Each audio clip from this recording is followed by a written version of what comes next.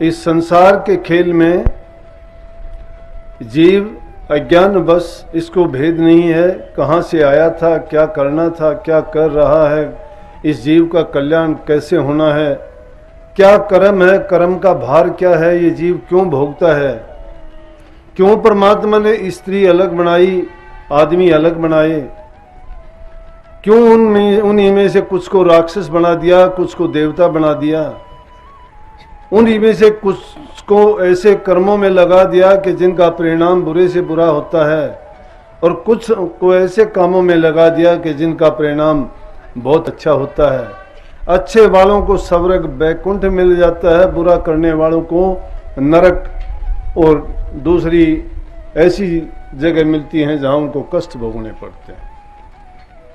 आज से नहीं, सदियों से, युगों से महापुरुष आए, जीव सोचने के लिए बाध्य हुआ, इस खेल को जानने के लिए प्रयास होते रहे, और उस रचनाकार के भेद की खोज के लिए अनेक रास्ते अपनाए। किसी ने तप किया, किसी ने जप किया, किसी ने और काया कष्ट उठा के एक प्रकार की नहीं अनेक प्रकार के रास्ते खोजे। किसी ने ज्ञान मार्ग से, किसी ने किसी दूसरे माध्यम से, लेकिन उसका सबसे आसान और सबसे सरल तरीका जो मिला वो सत्संग में मिला। जो चीज हमें न तप करने से, न जप करने से, न और दूसरी क्रिया करने से कितने कितने जीवों ने कष्ट उठाए। कोई एक टांग पर भक्ति करता है, कोई पानी के अंदर खड़ा होता है, कोई जल पी के रहता है, कोई दूध के ऊपर आधारित रहता है, कोई फलाहारी रहता है। कितने काया को कष्ट देते हैं, खान पान आलस सब तज के, और वो परमात्मा की खोज के लिए जिसने बनाया है उसके लिए सब प्रयासरत हैं। लेकिन सबसे आसान तरीका जब इन सब चीजों की तुलनात्मक ढंग से देखा गया तो उसका माध्यम एक ही मिला कि सरल और आसान तरीका सत्संग है। सत्संग किसका? महापुरुषों का, जिन्होंने खुद उनको जाना है, वो आपको भी उसके बारे में जाना देंगे। लेकिन उस चीज को जानने से पहले जरूरी है कि इंसान जिन बुराइयों में व्याप्त है उन बुराइयों को वो त्याग दे। जब तक बुराइयां उसमें हैं वो उस रास्ते पे चलने के काबिल नहीं है। अभी थोड़ी देर पहले जब संगत दर्शन के लिए आ रही थी, एक पत्रकार भाई आए और वो आके पूछने लगे, कहने लगे कि आज समाज में जहां कहीं देखते हैं गुरुओं की कमी नहीं है, सत्संगों की कमी नहीं है। कहीं सत्संग होता है, कहीं कीर्तन होता है, कहीं कथाएं होती हैं, कहीं उपदेश होते हैं, अनेक प्रकार के तरीके हैं और अलग अलग तरीकों से सभी कहते हैं कि हम जीव के कल्याण का काम करते हैं, लेकिन समाज में बुराई उसी तरह से व्याप्त है। मैं कहने लगा कि निस्संदेह रूप से यही बात है, आप सत्य कहते हो कि जहां कहीं भी देखते हैं सुनने वालों का, देखने वालों का तांता लगा रहता है, लेकिन अमली जीवन अगर देखा जाता है तो परिवर्तन लेश मात्र भी नजर नहीं आता।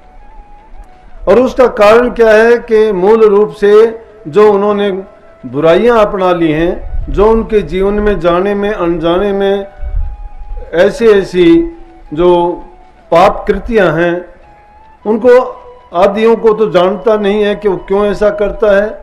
जैसे निंदा है, चुगली है, झूठ है, कपट है, इन छोटी छोटी बातों को तो वो पाप कर्म मानता ही नहीं है। लेकिन बात देखने में वो कुछ भी नहीं लगती और उनको समझ क्यों नहीं पाता। या मैंने कहा कि अनजाने में ये है कि ज्यादातर लोग इन चीजों में उलझे हुए हैं। ये हमारे जीवन के अंग बन चुके हैं, जिनको करते करते हमें यही नहीं पता है ये बुराइयां हैं भी या नहीं है। हम वो करते हुए देर नहीं लगाते, तो जिस चीज को हमने करने की अपनी आदत बना ली है वो हमारी प्रकृति बन चुकी है। और जो प्रकृति बन चुकी है उसके बारे में हम खुद ख्याल ही नहीं करते हैं कि मैं जो बोलता हूँ, मैं जो करता हूँ, या जो भी मेरे द्वारा किए गए कर्म हैं वो किस प्रकार के हैं और उनका परिणाम क्या है। इसलिए हम अपने जीवन को बदल नहीं पाए। लेकिन महापुरुषों के सत्संग में जब जाओगे, उनका संग करोगे, उपदेश सुनोगे, उनके व्याख्यान या जो भी वो इस जीव के कल्याण के लिए उपदेश करते हैं, उस उपदेश में सबसे पहली चीजें मिलेंगी कि माँ बाप की सेवा करो। भक्ति के रास्ते पे चलने से पहले सेवा, प्यार, घरों में शांति और भाईचारे की भावना जब तक नहीं है और ये दूसरे पर जीव दया नहीं करता है, तो भक्ति के रास्ते में ये एक कदम भी आगे नहीं बढ़ सकता। और ये चीजें कहाँ से मिलेंगी? घर से मिलेंगी। जब तक माँ बाप की सेवा करना हम नहीं सीखते हैं, हम आगे वाले आने वालों को क्या संदेश देंगे? इस बात के बारे में बहुत कहा जाता है और आज भी आपको फिर से वो शपथ लेने का अवसर मिलता है। बल्कि हम तो जब आपको दीक्षा देते हैं उसमें ये 5वां नियम ही बना दिया। जो आपसे पहले नियम बताए जाते हैं वो इसीलिए बताए जाते हैं कि ताकि पहले उन बुराइयों को मिटा दिया जाए, क्योंकि उनमें पहले है किसी प्रकार का नशा नहीं करना। नशा करने में शराब, बीड़ी, पान, तंबाकू सब कुछ है। आज हमारे देखो ये बड़े फक्र और गर्व की बात है, जहाँ इतने सत्संगी लोग इकट्ठे होते हैं, आप बाहर जाके देखोगे कोई धुआं उड़ाता नहीं दिखेगा, कहीं भी आपको पान का थूका हुआ पीक नहीं मिलेगा, कहीं भी आपको कोई इन नशीली पदार्थों का सेवन करने वाला आदमी नहीं मिलेगा। नहीं तो आज जहाँ कहीं भी शहरों में या बस अड्डों पे, रेलवे स्टेशन पे, पब्लिक गैदरिंग की जगह पर जाके देखोगे आदमी 2 मिनट के लिए खड़ा नहीं हो सकता है। कहीं तो पान का पीक मिलेगा, कहीं बीड़ियों और सिगरेट का धुआं उड़ता हुआ मिलेगा, कहीं शराबी लड़खड़ाते हुए मिलेंगे, कहीं और दूसरी कुछ भी नहीं होगा तो जेब में एक पुड़िया जरूर मिलेगी और वो हाथ पे डाल के उसको मुंह में चबाते हैं। तंबाकू है क्या है पता नहीं, लेकिन जब भी देखोगे कोई भी आपको ठीक ढंग से नहीं मिलेगा। कहने का मतलब कोई ना कोई किसी न किसी प्रकार का व्यसन उसने लगाया हुआ है। तो हमने तो पहला नियम ही ऐसा करवा दिया कि उसके बारे में कह दिया कि पक्का नियम ये होगा जिसमें बीड़ी, पान, तंबाकू, शराब, नशा और दूसरी चीजें तो दूर की बात है, कोई भी किसी चीज का सेवन नहीं करेगा। अब इन चीजों का जो सेवन नहीं करेगा, अरे शराब तो इंसान की बुद्धि को खराब करती है, उसके विचारों को तामसी बना देती है, वो ना माँ बाप की कदर करता है, ना किसी की शर्म करता है, ना भान माँ की या दूसरी बेटियों की उसके दिमाग में किसी प्रकार की इज्जत और लाज और लज्जा रहती है। जो मन में आता है बक देता है, जो मन में आता है वो करता है। जिस चीज से सेहत की हानि होती है, पैसे की बर्बादी होती है और जबान उसकी गंदी होती है, दूसरे लोगों को दुख देता है और अपनी भी बदनामी करवा लेता है, उस चीज का सेवन करने से क्या फायदा है? तो जो इन चीजों का सेवन करेगा भक्ति के रास्ते पर कैसे चलेगा और वो कैसे गुरु का हो सकता है? दूसरा जो नियम हम करवाते हैं, हम कहते हैं मांस, मछली, अंडे ना खाओ। जो इंसान मांस, मछली, अंडे नहीं खाता क्या वो जीता नहीं है क्या संसार में? लेकिन आज हमारे समाज में आप देखोगे ये पाश्चात्य शिक्षा का या पाश्चात्य जो सभ्यता है उसका असर हमारे देश में है। हमारा देश तो वो देश था जिसमें अच्छे संस्कार होते थे, बुराई नाम की चीज नहीं होती थी, बड़े छोटे की कदर होती थी, दुखी जीवों पर दया और प्रेम बरसाते थे। कोई भी अगर दूसरा जीव भी पक्षी हो, जानवर हो, अगर वो दुख में किसी उसको चोट लगी हुई होती थी या किसी भी प्रकार से उसको कोई भी परेशानी होती थी, उसके लिए हम चोगा डालते थे, पानी देते थे, उसको अच्छी जगह पर, सुरक्षित जगह पर ले जाके बैठाते थे, उसको जब तक वो ठीक नहीं हो जाता अपने पास रखते थे। जिनके दिलों में इतनी दया दूसरे जीव के प्रति हो जाती है, भक्ति नाम और किसी चीज का नहीं है। जब तक हम प्रैक्टिकल रूप से इन चीजों को नहीं अपनाते तो कैसे भक्ति करेंगे? और लेकिन अब तो हमने ऐसा कर दिया कि इन चीजों को दूसरों पर दया करने की बजाय उन चीजों को तो हमने अपना भोजन बना लिया है। अपने शरीर को हमने शमशान घाट बना दिया है। मुर्गे मारते हैं, बकरे मारते हैं, अंडे हैं वो इसके अंदर सब के सब खपा लेते हैं और उनका सेवन करके क्या हो जाता है? ये इन चीजों का सेवन तो राक्षस किया करते थे। हमने अपना जीवन राक्षसों जैसा बना लिया है। मदिरा का सेवन, नशे करना और मांस, मछली, अंडे खाना, तो उसके खाने से सुस्ती, इंसान की उम्र कम हो जाती है, रोग बीमारी, ऐसी ऐसी बीमारियां, कैंसर की बीमारी है, ब्लड प्रेशर की बीमारी है, कईयों के तो नाम भी नहीं जानते, ऐसी ऐसी बीमारियां हैं। कोई कहता है पीठ में दर्द है, कोई कहता है पैरों में दर्द है, कोई कहता है मुझे ये हो गया, कोई कुछ। रोजाना डॉक्टरों के पास हाथ में पर्चा होता है, डॉक्टरों के पास, या फिर मेडिकल स्टोर पे दवाइयों का थैला हाथ में होता है। कोई भी इंसान देखोगे, जेब अगर टटोल के देखोगे तो हर इंसान की जेब में कोई ना कोई दवाई आपको मिलेगी। क्यों मिलेगी? कि वो ऐसी ऐसी चीज़ों का सेवन करने से सिर्फ रोगों के सिवाय और बीमारियों की सिवाय उसने कुछ नहीं खरीदा है। इससे भी बढ़ के जो आदमी इन चीज़ों का सेवन करता है, दया प्रेम भाव उसका कहाँ रहेगा? जीवों के प्रति दया कहाँ होगी? और संतों ने तो कहा है कि दया राख धर्म को पाले, जग से रहे उदासी, अपना सा जीव सबन को जाने ताही मिला अविनाशी। परमात्मा को जो प्राप्त करना चाहते हो तो कहते हैं कि दया रख, दिल में दया रखे, धर्म की पालना करे। अब धर्म की पालना जानते नहीं, धर्म है क्या? धर्म राधा स्वामी का नाम अगर ले दिया धर्म नहीं है, बुद्ध धर्म का नाम ले दिया धर्म नहीं है, सिख धर्म का नाम ले दिया धर्म नहीं है, जैन धर्म ये धर्म नहीं है। ये तो एक नाम रखे गए हैं। धर्म तो इंसान का जिस हालात में है और उसी हालात में उन चीजों के प्रति जो उसकी जिम्मेवारियां हैं उनको पूरा करता है, वो धर्म है। पुत्र का पिता के प्रति, माँ के प्रति, बहन के प्रति, समाज के प्रति जो उत्तरदायित्व है उनको ढंग से पूरा करता है, वो उसका धर्म है। जिसके दिल में दया है वो अपने धर्म का पालन करता है। माता मातृ धर्म का पालन करे, पिता पितृ धर्म का करे, बेटा बेटे का, पुत्री पुत्री धर्म का पालन करे।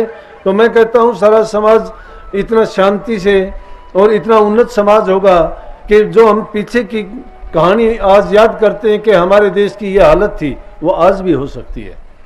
लेकिन होता क्या है ना, धर्म के जो धर्म वेता है, जो प्रचारक हैं, जो गुरु हैं मेरे जैसे, क्या कहते हैं? वो कहते कुछ हैं करते कुछ हैं।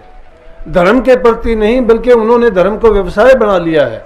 धर्म के रास्ते में जब व्यवसाय आ गया, शिक्षण संस्थाएं खोल दी गई, उन्होंने अनेक चीज़ों के बनाने के कारखाने लगा लिए। जब ऐसी ऐसी चीज़ें उन्होंने शामिल कर ली तो उन चीज़ों को बनाने में, दूसरी चीज़ों को किसी का एडमिशन देने में, किसी के कुछ करने में वो डोनेशन लेना शुरू कर दिया, उन चीज़ों में लाभ लेना शुरू कर दिया। अगर ऐसा करना था तो ऐसी संस्थाएं खोली जाती जिसमें निःशुल्क शिक्षा होती, गरीब बच्चों को शिक्षा दी जाती, जिनका कोई इंतजाम प्रबंध नहीं होता तो हम मानते वो अच्छे हैं। लेकिन तुम अगर जाके देखोगे तो उनमें शिक्षण संस्थाएं हैं या दूसरी जो भी उन्होंने कारखाने कारोबार बनाए हुए हैं, उनमें उन्होंने पैदा का एक स्रोत बना लिया। तो उनको हम कैसे कह सकते हैं कि वो एक अच्छी चीज़ है? और जब परमात्मा के मार्ग पर चलने वाले, प्रभु भक्ति का संदेश देने वाले लोग इन चीज़ों के उलझन में जब पड़ जाते हैं तो वो संदेश कहाँ से जाएगा? तो ना तो उपदेश देने वाला ढंग से अपनी बात को कह सकेगा, ना ही उसके मानने वाले उस पर विश्वास कर सकेंगे। वो उसी चीज़ पर इतबार और विश्वास करेंगे कि जिस कहने वाले की बात में ताकत होगी। जिस प्रकार से जो चीज़ कमाई हुई नहीं होती, वृक्षों पे अनेक के फल लगते हैं, उन फलों को तुम कई बीज तो ऐसे हैं खेत में या जमीन में डाल के देखो, वो अपने आप पैदा नहीं होते हैं। ऐसे क्या होता है कि उन बीजों को कुछ को जानवर खाते हैं, खाने के बाद उनके पेट में जाके उनकी गर्मी के कारण वो पकते हैं और फिर जब बाहर आते हैं उनको मिट्टी में डालो तो ही उनमें पौधा निकलता है। जैसे बड़ और पीपल के पेड़ आपने देखे होंगे कि पक्की छतों और मकानों पर भी वो पैदा हो जाते हैं, वैसे अगर देखा जाए लाख कोशिश करें नहीं लगते, क्योंकि पक्षी जब उनको खाते हैं, पक्षियों के पेट में जाके वो बीज पकते हैं, पकने के बाद जहाँ कहीं वो उनको डालते हैं तो उसमें से जो पौधा निकलता है वहीं पे पैदा हो जाता है।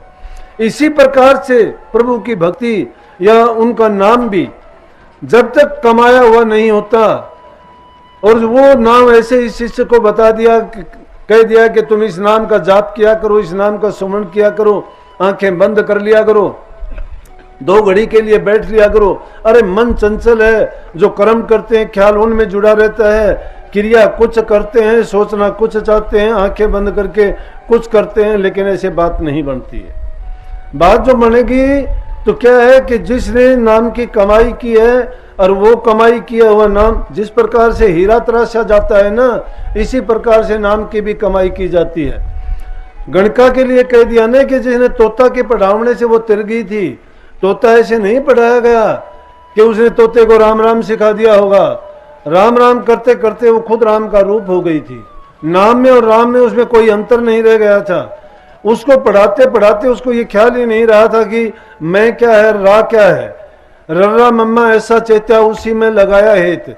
जो रोम रोम में रमने वाला है उसको रोम रोम में ही जब रमा लिया जाता है तब वो बाहर आके ही अपनी शक्ति और जो उसमें गुण है वो दिखाई देता है, नहीं देता। तो इसलिए दूसरा नियम जो हमने बना रखा है वो ये बनाया कि जीवों को इस रास्ते पे चलाएं कि वो किसी भी प्रकार की हिंसा ना करें दूसरे जीवों को। लेकिन आज घरों में भ्रूण हत्या जो करते हैं, ब्रह्म हत्या का पाप सबसे बढ़ के पाप है। इससे बढ़ के कोई पाप नहीं। और पाप होने से भी इंसान का 2 जन्म में, 4 जन्म में और 10 जन्म में पीछा छूट जाता है। लेकिन भ्रूण हत्या जैसा जो अपराध करता है वो तो सदियों तक अनगिनत उसको जन्म लेने पड़ते हैं। वो जन्म लेता है, मरता है, जन्म लेता है, मरता है। जैसे बरसात के दिनों में हम देखते हैं कितने जीव पैदा होते हैं। वो पैदा होते ही मर जाते हैं, पैदा होते हैं, मरते हैं, एक एक दिन में कई कई बार जन्म लेना पड़ता है। वो ऐसे जीव होते हैं जिन्होंने भ्रूण हत्या जैसा जुल्म किया है। इस सृष्टि के खेल में बड़ा न्याय है। हम अगर अन्याय करना चाहते हैं, इंसान को निश्चित रूप से परमात्मा ने बुद्धि दी है, इसको करने की सारी क्षमताएं दी हैं, लेकिन इसने उसको गलत रास्ते पे लगा के अगर पाप कर्म में लगा दिया तो इसको अनेक प्रकार के कष्ट भी भोगने पड़ते हैं।